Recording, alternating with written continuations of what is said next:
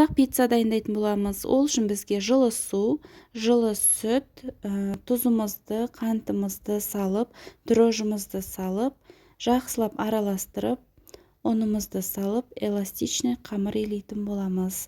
Қамырымызды тұндырып қоямыз. Ашыған қамырымызды алып, екіге бөлеміз. Екі зуалақ жасап, ұнмен, оқтаудың көмегімен жайып аламыз. Дайын қамырларымызды табаға салып, мен соусына майонез бен кетчупты араластырып дайындадым. 2 қасық жетеді. 2 қасық салып, нанымызға жақсылап жағып, өткізілген сырымызды бетіне төсеп шығатын боламыз. Мен сосиска пайдаландым және сосисканы балалар жеуге өте ыңғайлы. Сосискамызды бетіне қойып шығып, бұны сіздерге ешкім айтпайды. Қатты қызып тұрған, полный градуста қызып тұрған духовкамызға пиццамызды 10-15 минутта тез дайын болады, пісіріп алатын боламыз.